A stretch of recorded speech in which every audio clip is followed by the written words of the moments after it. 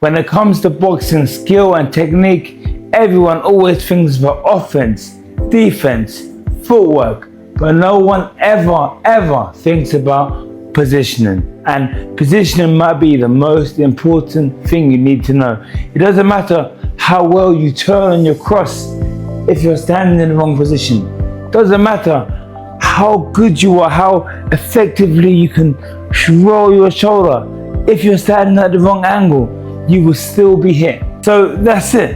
Positioning is so important because unless you're standing in the correct position, skills are meaningless. If I'm gonna throw a right hand and I'm out of range, I'm not gonna land, no matter how well it's executed. If I'm in the wrong position to roll, I might roll into a punch. I might not be able to transfer my body weight effectively and efficiently to get out of the way. You need to understand ring positioning. And that is what I'm going to explain to you now, so stay tuned. The first thing we're going to go over is offense. Let's look at a boxer like Floyd Mayweather. When he lands that lead right hand and everyone's thinking, oh, is it his timing, is it his speed, is it his skill? And it's a bit of everything, but mainly it's his positioning. Now, no matter how fast you are, you might say, oh, Mayweather lands it because of speed. He throws the punch so fast his opponent can't react. And that might be part true, but it's also about positioning. If my opponent is standing to my left, over here, my right hand has so much travel, and the likelihood of me hitting an opponent who's highly skilled is very low. But what happens if my opponent is standing right in lane? Now my right hand only has to travel down that path. Now you're still going to need to practice your technique. You're still going to need to have fast hands, otherwise you won't land.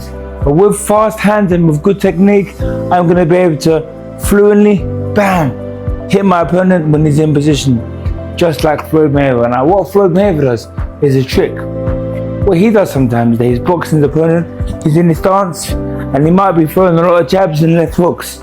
And what he's trying to do is make his opponent walk towards his reds, and then he can fire the shot and then not expecting it and roll and step out. So positioning, sometimes you don't put your opponent in the correct position for a shot to land, they put themselves in the correct position.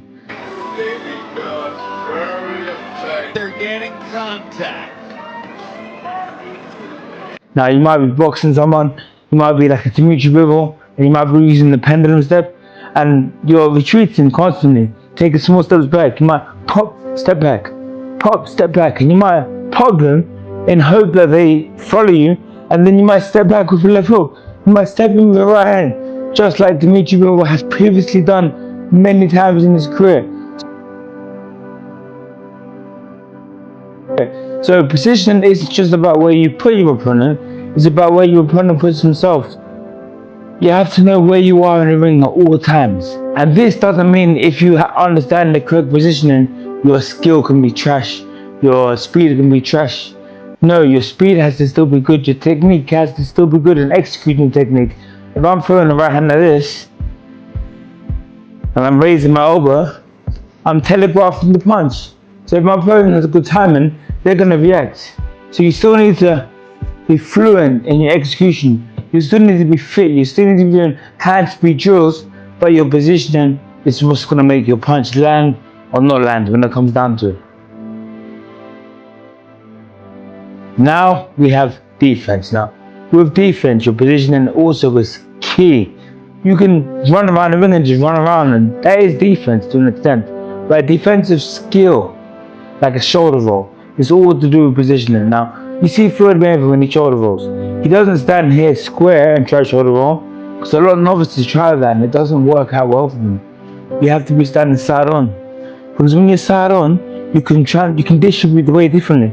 Weight to my rear leg, I'm gonna roll with it. Now that's positioning. It has to be in the correct position. You might see Mayweather, he's boxing Mosley, he's boxing Mosley, and he's standing square, he's popping shots, but when he feels like they're gonna attack, he's slowly, see that? I was square, I'm touching, but I'm slowly turning side on, because I'm preparing the shoulder roll, and this is your positioning.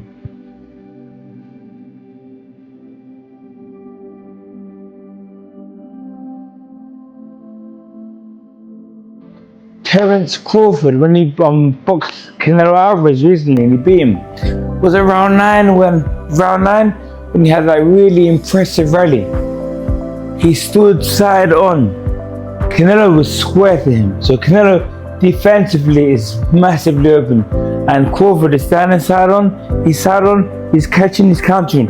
He's catching his countryman. From a side on stance, he's using his forearm to manipulate Canelo by his neck, by his head, holding down, whipping shots up, all to do with positioning. Now, in that scenario, for example, one boxer is in the correct position, one is in the incorrect position. Or let's not say that. One's in a superior position, not incorrect, but superior and an inferior position. So the one who's in a superior position, he might not be the better boxer, he might not be the stronger man, but his positioning is superior. So it's going to take a hell of a lot for the other boxer to come out on top. And when you're in there equally matched, like a Crawford and Canelo, if you're in an inferior position, you're always going to lose the battle, just like you saw against that fight. Crawford was always in a superior position. So let's go back, even when you go back to offense. Now, Crawford was either going to be too close or too far apart. When Canelo threw a shot, he smothered him, or when Canelo threw a shot, he stepped away. He changed his position. Now, you can walk into position and your opponent could take advantage, but you can also walk out of position, smother or negate your opponent's attack by stepping away. And that's what Crawford did. So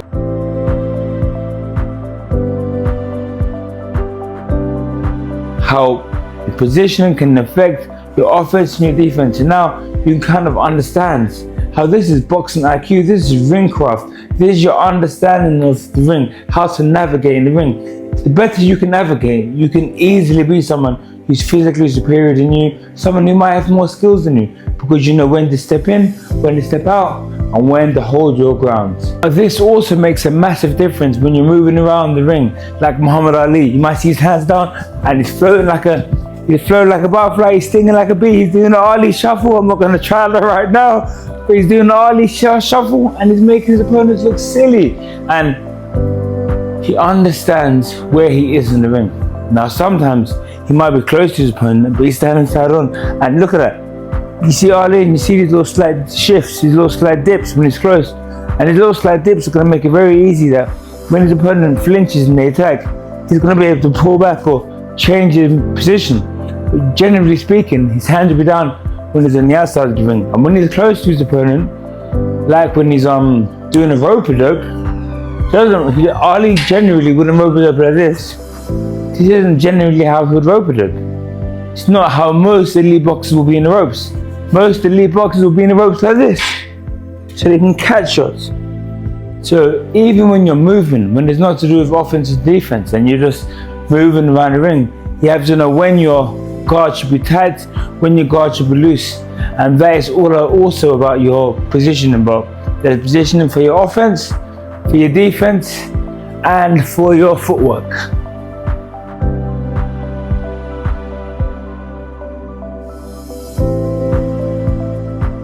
So now I'm going to give you an application drill, a drill you can use to put this into application. You can work on this. Now, the main thing is about being intentional, whether you're sparring, shadowboxing, or on the punch bag. I would suggest you start shadowboxing, start practicing it on the bag, and then you practice it in the ring. So when we're shadowboxing now, you have to be intentional. That's in your mind. It's not in your body, it's in your mind. You have to be intentional. Okay, I'm shadowboxing. I want to try land the right hand. So I might be popping my imaginary opponent with shots. But you have to envision them moving across. And once they do, you strike and defend. For example, for a right hand, you might want to land a jab. You're outside the range. You're feinting with small, subtle steps. And then you might pop a jab and then step back. It's all about envisioning. When it comes to defense, again, you're envisioning. You're here, you're boxing your opponent, you're waiting for them to throw a lead hook. You might catch counter. And it's all about timing. You have to think things through. When you've done this on shadowboxing, you've done this on a punch bag, when you spar, Now we're gonna practice it. You might be just touching gloves, feinting. The moment your sparring partner steps across you, you might launch your right hand, slip out. You have to practice in the ring and sparring, and then you're gonna master it in the ring and sparring, and you're gonna fight out, you're gonna land, and you're gonna hit people, and everyone's gonna say, who's that mini Mayweather? Who's that mini Mike Tyson? It's gonna come down to boxing IQ. Because what did Mike Tyson say? He said, boxing isn't a tough man sport. A tough man will get hurt. So we've got to level up, not just our body, but our minds. With our ring IQ, and understand our positioning when we throw punches, when we defend punches, and when we move around the ring. So if you want to see more boxing videos like this, where I'm going to break down boxing IQ, boxing ring craft, ring generalship from the nearly 20 years experience I've had in the boxing ring, being around champions like Billy Joe Saunders. My fighter, Robert. Yeah, good, no. Good fight, he done a good work, and he's coming on nicely. Last time I seen him, he's nice and strong, nice and fit. He's a good fighter, well done, mate. A big improvement last time I seen him. Luke Campbell, loads of British level fighters, Ahara Davis. Then subscribe, turn notifications on, because every single Monday I'm going to be releasing a skill orientated video just like this that's going to help you level up. Also, if you're local, in Forest Gate, London, Regal Boxing Gym, where we teach real boxing, no gimmicks.